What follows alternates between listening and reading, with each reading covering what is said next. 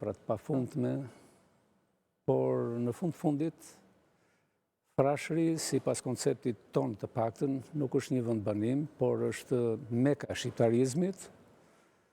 dhe ne vendosëm që një konferencë tonën të zhvillonim pikërisht aty ku kanë lindur i janë rritur vëllezërit Frashëri. Mendoj se ka qenë një vendimmarrje shumë e drejtë, shumë e menduar, me një synim të vetëm për të nxjerrë Frashërin nga harresa e shoqërisë shqiptare. Ne bëm një konferencë aty, ku antarët e akademisë ligjëruan tema me të vërtet shumë interesante, sollën fakte të reja, të paktën për ne që për mua që nuk i kisha dëgjuar kur më parë, një konferencë e zhvilluar në kushte tmerrsisht të vështira, qoftë për të mbërritur atje, qoftë edhe për gjetur një mjedis minimal për të zhvilluar konferencën, por ne ishim të vendosur që atë ta bënim qoftë edhe në shi, qoftë edhe të ulur në bar, me një arsye të vetme që tërheqim vëmendjen e opinionit publik që Frashëri dhe frashëllinjt nuk duhen harruar. Në fakt, historia e Frashërit, s'kam nevojë që ta them unë, por është një histori që qëndron në themelin e identitetit ton kombëtar sipas meje, dhe nga sa gërmova, pash që në Frashër kur nuk është bërë një aktivitet i këtyre për masave, po flas për një aktivitet shkencor. Në dijenin time ka qenë vetëm akademiku Alex Buda, kur është përuruar muzeu i frashëllinjve, i vëllezërve Frashëri,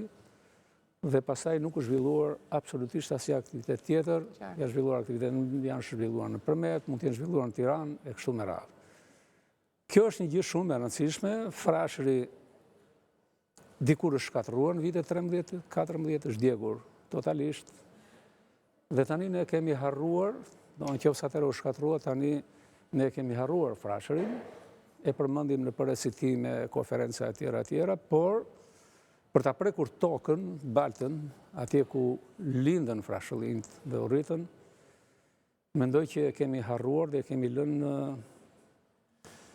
pasdore. Dhe qëllimi ynë ishte të bënim një aktivitet, dhe ky aktivitet ishte një ftesë për ta rikthyer identitetin e Frashërit, ashtu siç e meriton, në një qendër pelegrinazhi, ku çdo shqiptar do të duhej që të paktën një herë në jetën e tij ta vizitonte. Tani të flas për vëllezërit Frashëri, nuk më takon mua, ne kemi historian të nderuar këtu, po megjithatë. Do doja ta për ta përfunduar. Po, diçka desha thosha, nuk duhet të flas në hollësi, por një familje që nxjerr 3 personalitete të jashtëzakonshëm, dhe sikur dhe me fjalë ta kishin bërë për t'i ndarë detyrat e tyre, nuk do ishte arritur kjo përsosmëri, për mënyrën se si ata konceptuan dhe ringjizën ndërgjegjën kombëtare në një kohë që kombi ynë, gati 5 shekuj në sundimin e perandorisë osmane, humbiste identitetin e vet. Dhe